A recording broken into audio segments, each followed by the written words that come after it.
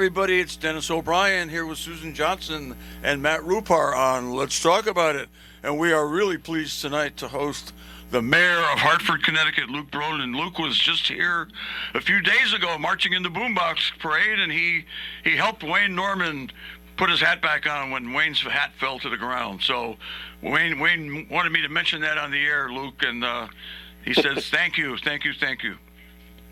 Well, thank you, Dennis and Susan, for having me on. And, it was an American flag hat, so when it falls to the ground, you got to show it respect and pick it up real quick and get it back where it belongs.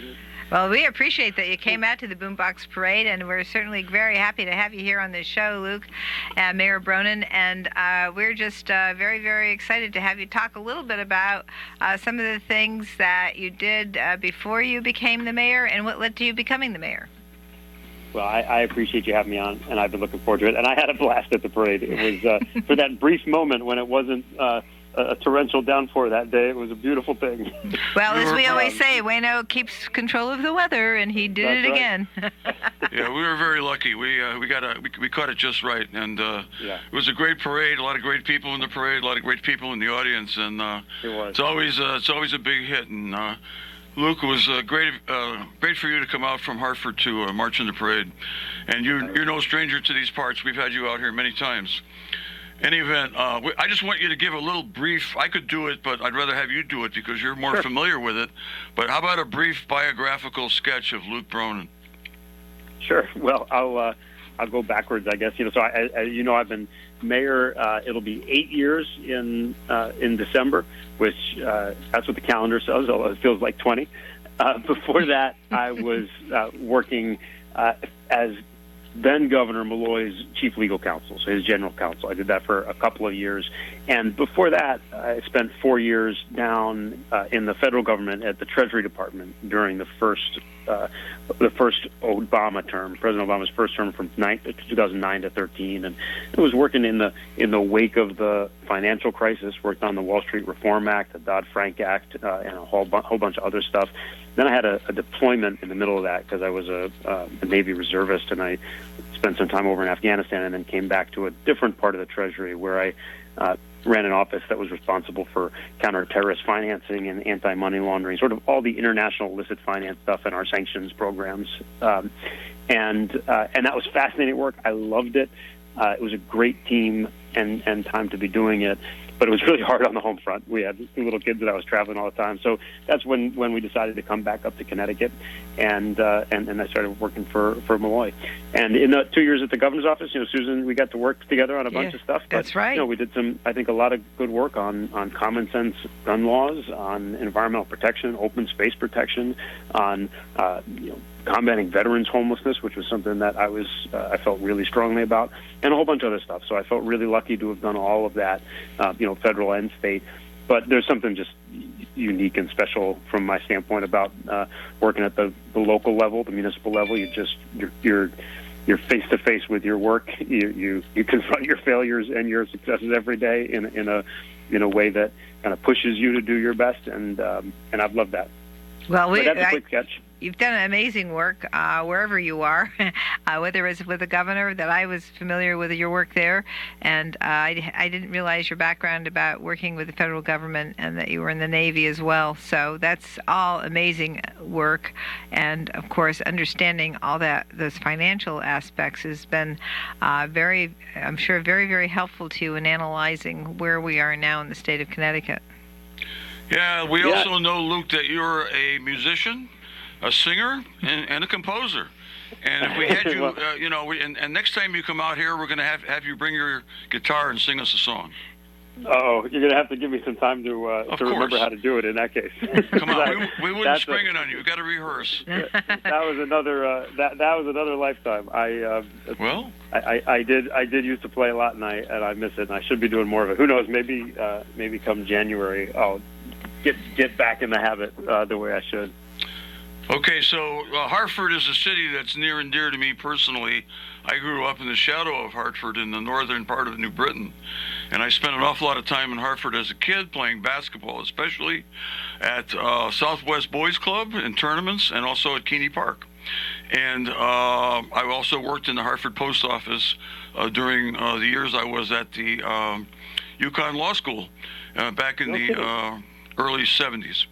Anyway, I love Hartford. I remember reading that Mark Twain moved to Hartford because he thought it was the most beautiful city in America. And it is beautiful. It's a beautiful place, but it certainly has, has its difficulties that it didn't have, kind of when I was a young kid. But so when you started there in almost 8 years ago, so what were your expectations? Well, look, I ran for mayor because there were things that I felt like we had to try to tackle more seriously, and was frustrated by some of the decisions that were being made. But I have to admit, I knew that we had our challenges ahead. I didn't really have a full appreciation for the scale of the financial problem that I was going to come into when I took office, and that was the first thing was to recognize, to get under the hood and just realize how broken the financial situation was, and it had been getting worse for a while. And when I came in, what we were looking at was a real cliff, just a sea of red ink. The city was bankrupt. It was not in bankruptcy legally, but it was bankrupt. And, it was so bad that there were, looking out over the years ahead, you could see the date when the city wouldn't have been able to make its payroll. And you could see those cliffs when you could have eliminated entire huge, important departments of the city and still not been able to close that gap. And the one thing that I was determined to do, and my team along with me were determined to do, was not to just buy time. We didn't want to just find a way to Band-Aid it over or to buy another year, get from 2016 to 2017 and then figure it out then. We really wanted to try to lay a stronger foundation. And that meant a whole bunch of things. I mean, first of all, it meant some really tough decisions. We made some really deep cuts that were painful for our community, and had a real impact on services in the city. We asked our unions to come to the table in some really, really big ways, and they did. Well, that's amazing work that you did, that you were able to actually, get that sort of, agreement with everybody, because I think everybody realized the difficulty. When you take a look at the mill rate, it's the highest mill rate, I think, in the state. Back when you took over, it was around 74, I think. That's right. And That's right. Everything had been split, too, where the businesses, I think, paid more than the residents, and in terms of the property tax. Yeah. So you which had is still these, the case. Yeah. but that doesn't do a lot to attract business, and yet you've been able to attract business. And some of the things I think you might have realized, I'm pretty sure you realized actually, when you were working for the state, was how the state works with the municipalities, particularly the municipalities that serve. Yeah. And as I call us serving communities. So maybe tell me a little bit about how you view that. Sure. And let me, I apologize. I had something happen to my phone there, so I was just a couple other pieces of it that I'll include what you're talking about, Susan. Beyond making those tough cuts and extra unions, we also asked our companies, our big corporations, to be part of the solution in a meaningful way and to put some real money on the table, which they did. And then, as you know, we built, in partnership with our legislative leaders, with the governor's office, with our legislature as a whole, a partnership that made it possible to put together a long-term fiscal sustainability plan, a long-term plan that would actually give us the chance to budget responsibly, to provide the basic services we need, and then to grow. And a part of making that case for why that made sense, not just for the city of Hartford, but for the state, gets to this point that you're talking about, Susan, I think, which is that, in Connecticut, as a whole, we're a hugely fragmented state. We're 169 towns. Exactly. A lot of the needs in our state are concentrated in particular places. And those places with the highest need often have the smallest resource base to draw on. They're often among the poorest communities, which means they don't have that property wealth to draw on to support those needs.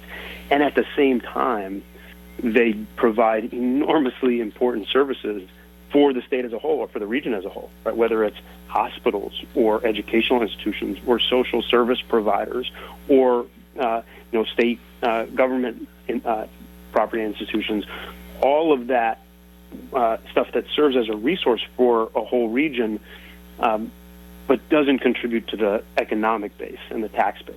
And I think that's one of the things we just had to have a more honest conversation about in this state. It's something that affects Willimantic a lot. Yes. Something that affects Hartford and many other cities.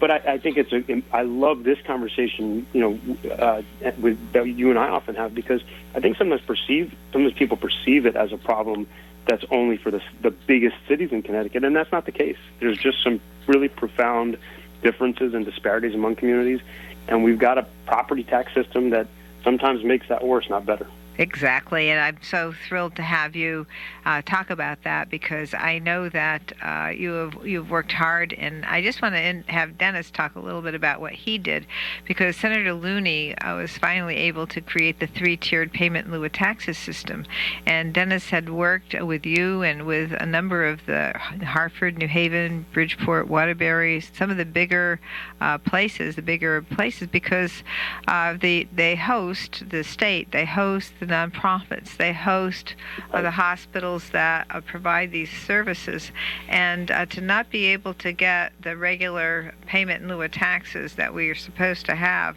and be treated the same as a town that has maybe one small pilot situation, really is something that has been detrimental to us since we put in pilots. So Dennis, tell us a little bit about your work. Well, I don't want to go too far into it, Luke, but you probably don't know how it started with us from Wyndham. Is I was on the town council with people like Charlie Critch, who works for the CCHRO, attorney, and Dawn Niles, and we had the executive director of CCM, Joe, come out and talk to us, because we told him we were not happy with the way CCM was treating the inner cities. We certainly consider ourselves an inner city, just like Hartford does. We're not like you in a lot of ways, but we have very similar issues, as you know. Yeah. And that's true of New London also, which is another. You mentioned smaller towns, and even Jewett City, I think, Norwich. Absolutely. They're not in our class. I mean, New London and Wyndham are in a class by itself when it comes to those kinds of problems out this way. But anyway. Joe came to us and said, "What do you want?" Because we dropped out of CCM.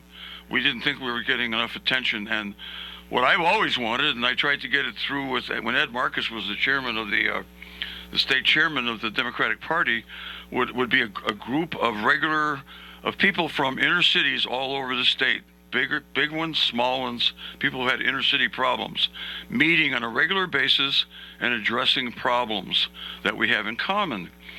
And Joe said, "Okay, if that's what you want, that's what we'll have."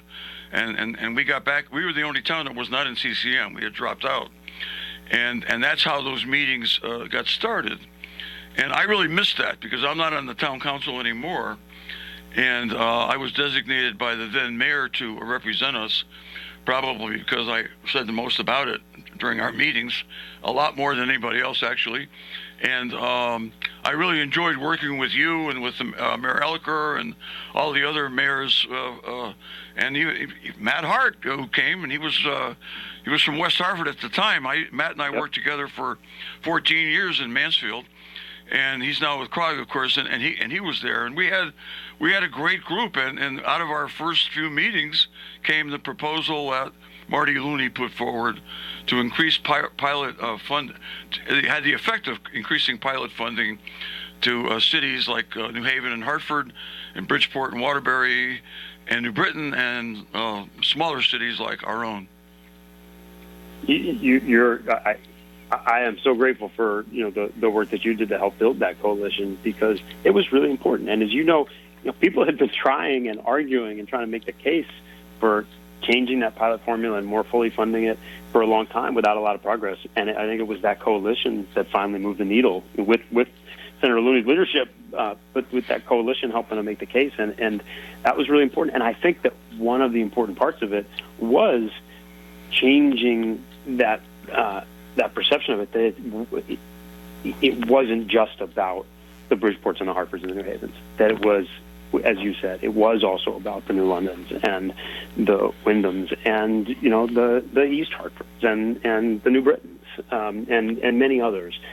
There are a lot of communities that face that. So, and you know, I no longer there, but for 2 years until this past January, I was the president of CCM, and one of the things that I take a lot of pride in, but I think is actually rooted in that same work that you talked about, was helping to make sure that CCM wasn't just a body that was saying no to things. It was actually trying to be part of pushing forward some solutions that really needed to be tackled in a serious way.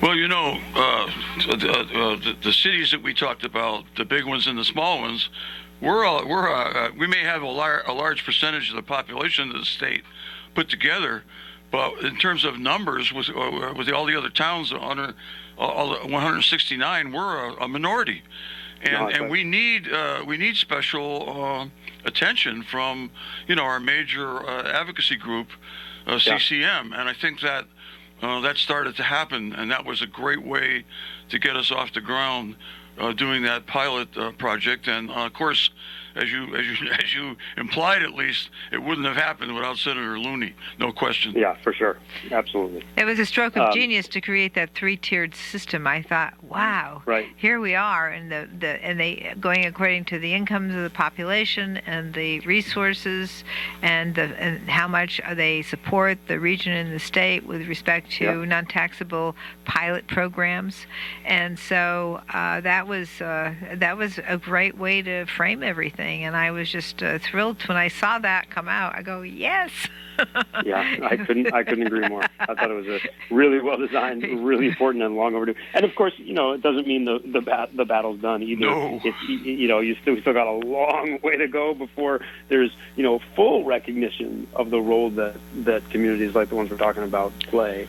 And I think that sometimes in that conversation, it's also really important not just to talk about the burden that those communities carry or the challenges that they have, but and not even just from a fairness standpoint, which is, I think, a powerful argument, but even beyond that, just to have a healthy, strong, vibrant state that's growing, you got to have regional centers that are healthy and strong and vibrant. You need a healthy, exciting, energetic New London to help all of southeastern Connecticut grow. You need a healthy, strong, vibrant, culturally rich Windham and Wilmenic for the sort of central northeast part of the state. You need a strong capital city, and you can go on and on. But we often let ourselves, I think, get so sort of fragmented in this state that we forget that you really do need those strong centers to be centers of gravity to help drive economic growth and be the place where you can create housing opportunity and attract and retain young people. So I think it's also really important to make not just the case about fairness, but the case about why it matters for the whole state that these communities get put into a position where it's possible for them to be strong and successful. Well, that's related in large part to our schools, because, you know, there's more failure in schools in towns that are, you know, impacted like ours are. There's no question. And when people fail in school, they're unable to make a contribution to the state's economy. They're unable to realize their potential to do that. And when they fail in large numbers, it really brings the state down. It's not good for them, of course, either, but it's not good for the people living in Avon, Simsbury, and Rowayton.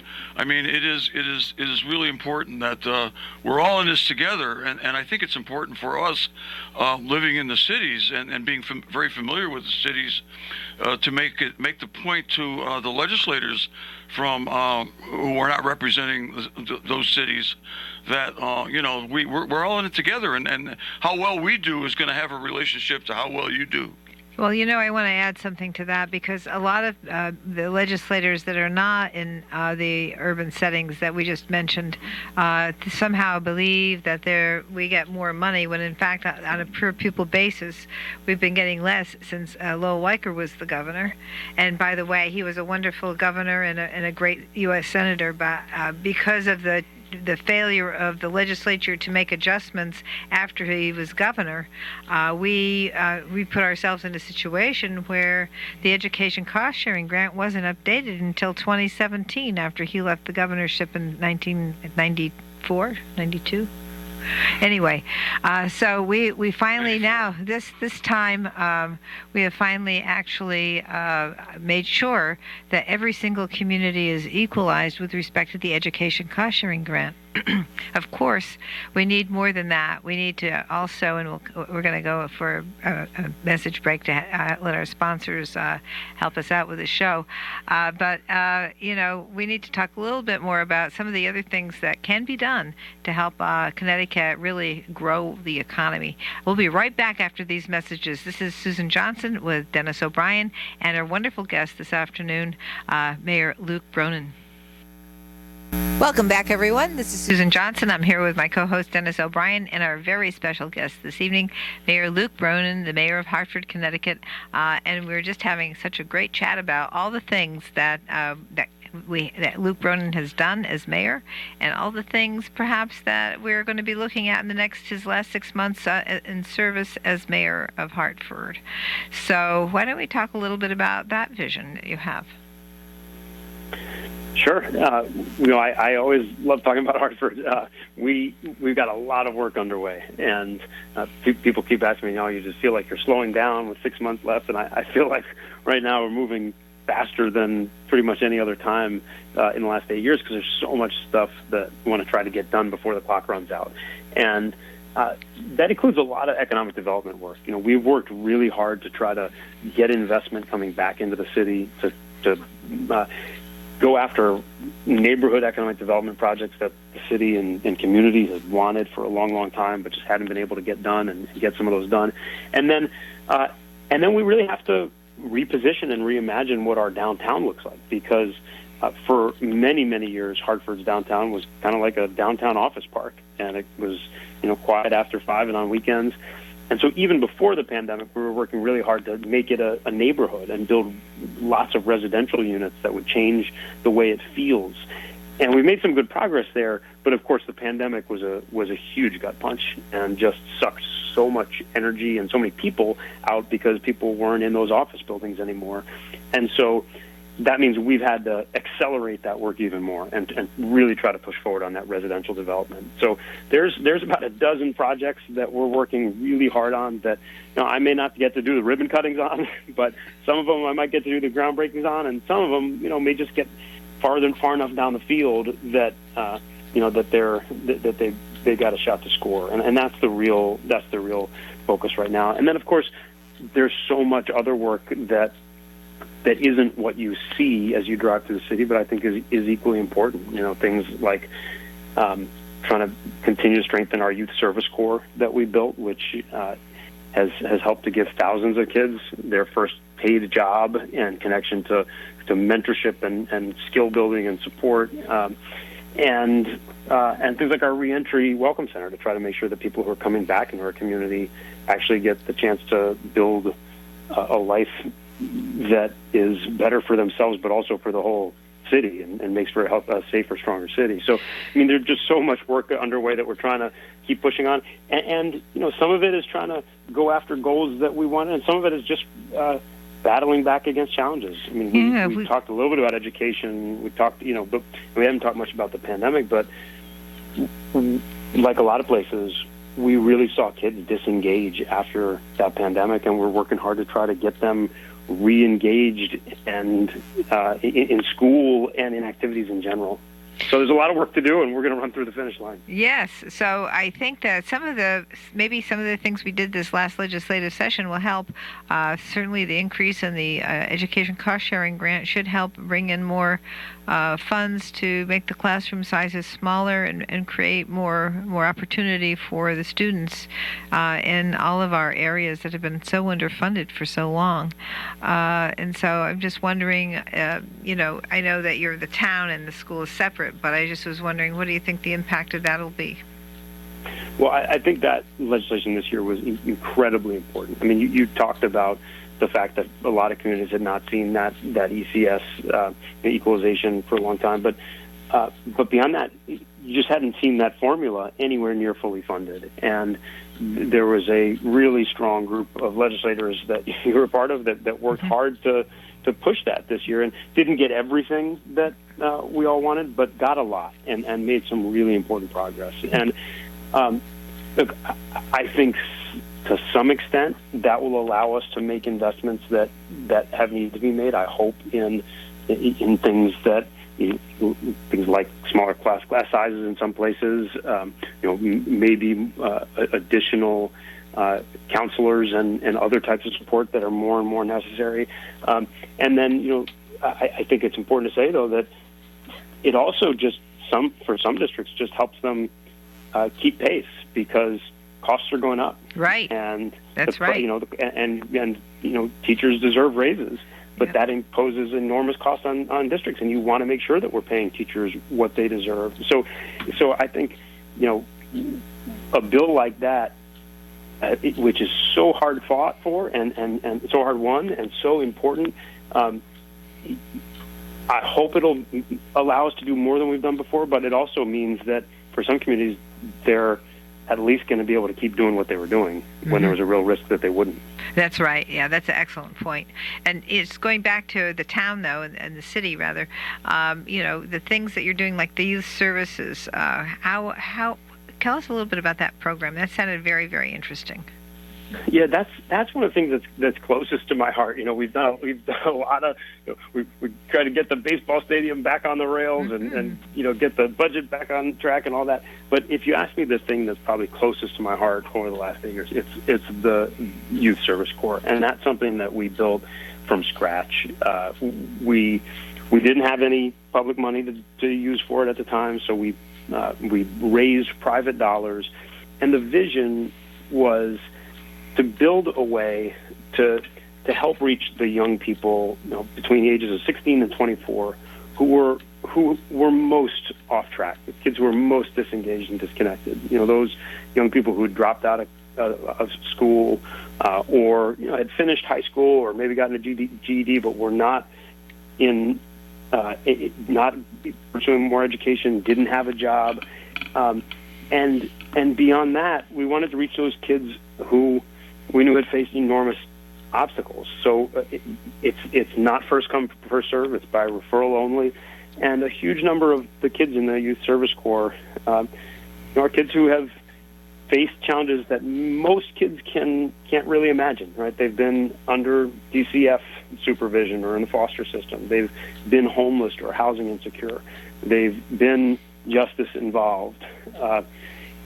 And we wanted to make sure that it was a chance for those kids to be part of a team, part of a group that was doing meaningful work in their community, was getting paid for that work year-round, minimum wage, but real paycheck year-round, and getting connected to mentors and coaches and support that would help them build the skills that would allow them to be successful in the next step. And then to make that plan for what the next step would be, whether it was going back to school, going on with school, or going on to get another job.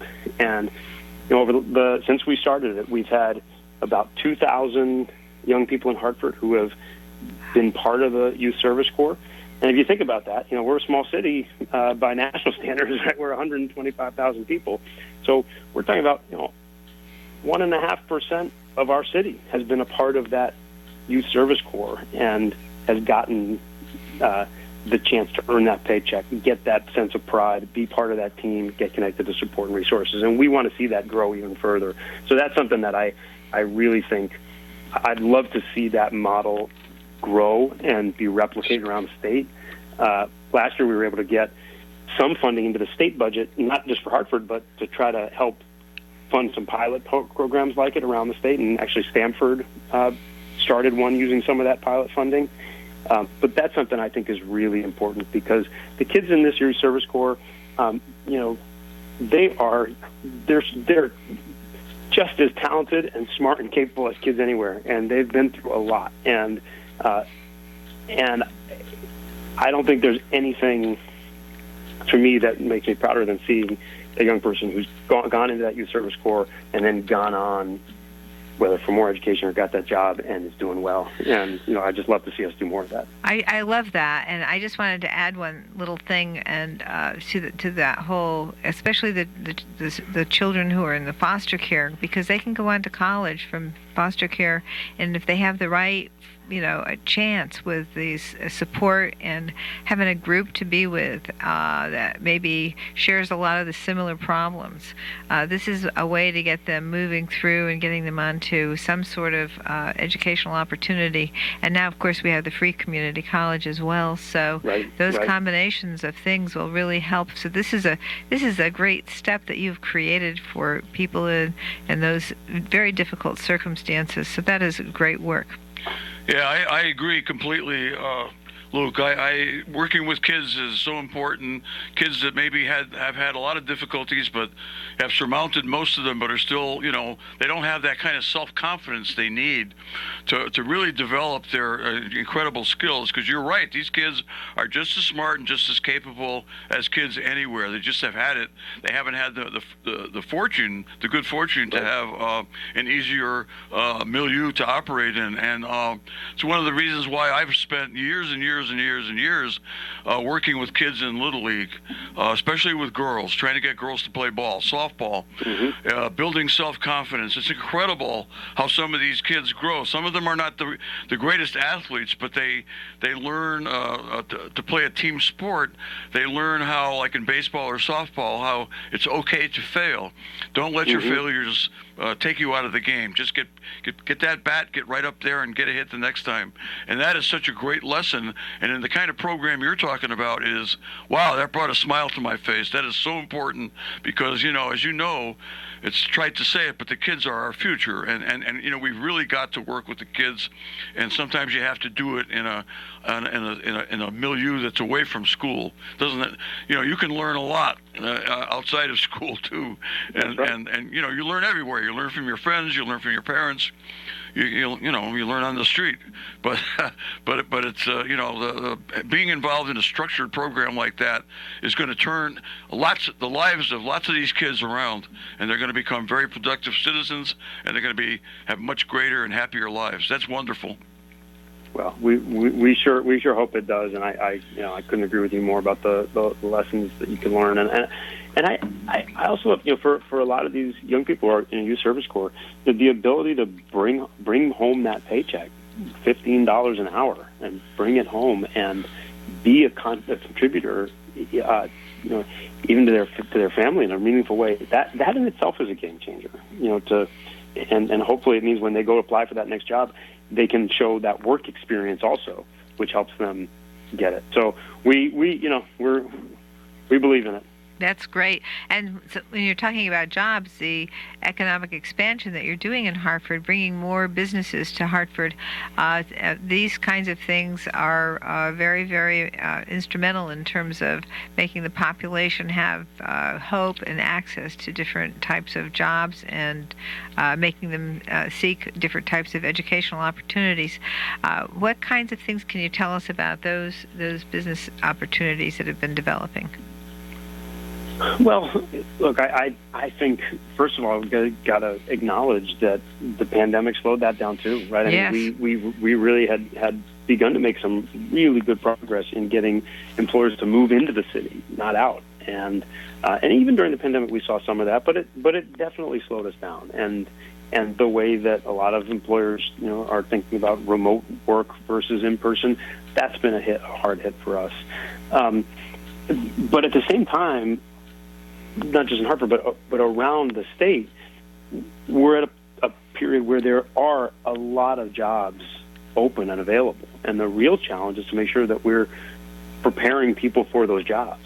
And then beyond preparing people for those jobs, making sure that people can get to those jobs. I think that's one of the other obstacles. We've got a state that, as small as we are, we're not all that connected. And that's right. It can be really hard to get from one place to the other, especially if you don't have a car. There's a lot of folks in my city who don't have a car. So I think those are the kind of things that have to be part of the conversation, and we have to really unapologetically talk about those things as part of economic growth. Right? When we talk about transit opportunities, not charity, that's growth. That's when right. we talk about your point about community college, which is one of the most important pipelines to employment in our state, that's not, just doing a favor for somebody and giving free tuition. That's economic growth. That's right. Filling those jobs. And I really think it's important that we're just like really clear and loud about making that case for all those things that enable economic growth in this state. That's absolutely right, and making sure people have access to those resources, because Electric Boat, Pratt and Whitney, Sikorsky aircraft all require people that have some type of post-secondary education in engineering or some computer, IT, something, and they're not going to get that unless we support our students and help them get that post-secondary education. You got to have it. And by the way. Yeah, absolutely. And by the way, it's also why we have to be talking about housing as part of economic growth, because you cannot grow if there's no place for people to live. Right. And I think this is one of the biggest things we've got to do as a state is figure out a way to balance this state's steady habits and this state's resistance to change with the need to create more opportunity for people to live. You've got thousands of jobs open at Electric Boat, and it's, New London is seeing tremendous residential development, and that's great to see, but we need to see that across the region there, and really across the state. If you look at the way the country has grown, and then you look at the way Connecticut has grown, we've pretty much flatlined. And if we're going to fill those jobs, we got to make sure that there are places for people to live. Exactly. And that includes, giving places where seniors can downsize or maybe move it into senior housing. And then, that if they don't want to stay in their home, they want to be in a different place, but that frees up their home to be a starter home for a new young family. And so we have to build across the income spectrum, all types of housing, but we've got to build more housing. And, I know I started by framing it as about economic growth, which I really believe, but I also think it's a quality of life issue in this state because, you talk to a lot of people, especially, once you get to middle age or older, what's one of the biggest quality of life issues for any family? It's, are you going to see your kids and grandkids on a regular basis, or are they going to be somewhere else? And right now we're increasingly becoming a state where it's hard for kids and grandkids to stay because there's no place to live. That's right. That's that's an excellent point. And of course, there are a lot of properties. There's a lot of like we have Mansfield Training School or Southbury. There's Connecticut Valley, a hospital area. A lot of empty buildings there. A lot of places all over the state that the state could build. And I've often suggested that when I was one of the members of the housing committee. But I still do think the state has some authority to go in and take the state properties and start building and developing housing there. But we can't do it by ourselves in the state. We need to have developers that are interested, and we need to take control as a state of these areas where we have state properties that are just sitting there. Mm-hmm. Are you kidding me? Why are we letting it happen like that? That's crazy. But some of it has to do with the influence of some of the neighbors around those properties. And we need to just be able to say we need housing and we need people to be able to have a place to live. And some of these places are excellent places. They've got great grounds. You could do some great condominium complexes on them. And, it's time that we stepped up a little bit more. But I think you raise a really excellent point, and it's something that we are struggling with. We have more than 100,000. Right now, the state of Connecticut needs at least 100,000 more units. Right. 100,000 more units. Well, we need a concerted approach. We need people to come together. And, the problem is with 169 little fiefdoms all over the state, some of which are larger than others, like yours, and like New Haven, like Bridgeport, like New Britain, we need the people in the rest of the state to come together and we all work together on this. This is not just a problem for Hartford or New Britain or East Hartford. It's a problem for the whole state. But apparently a lot of people don't recognize that. And it definitely requires leadership. And I hope, Luke, that when you go off to your next challenge, I hope you consider moving in that direction and trying to work statewide and get us all working together on some of these issues. Well, I appreciate you saying it, Dennis. Right now, for the next 6 months, I'm just trying to not mess up and get as much done as I can, and then take a little break. We'll see. Oh, I know that. Next 6 months, you got to work. You got to focus on finishing up in Hartford. You've done a wonderful job. You set a great example for us here in Wyndham Willimantic because we try to follow your lead. We watch what you and Justin Elicker are doing, and you big city mayors all over the state, and you're showing us the way to some extent, and we need that. Yes. Well, we're in one of the things I always say is that we're in this little state that is the size of a lot of counties in this country, and we all need each other to be successful. Nobody can do well in this state unless we're all rooting for success everywhere. And I was thinking about this when I went out. I went out to the Boombox Parade this past, on Tuesday. It took me about 35 minutes to get there. When I go down to visit my in-laws in Houston, you don't think twice about driving 35 minutes, and it takes you halfway across Houston. You're still in one city. Right. And here, we think of ourselves like we're in these different worlds, but we're one little place, and we really do all hang together. That's right. There's so many things we want to talk about with you, Luke, and we want to have you back on the show. Any last quick words?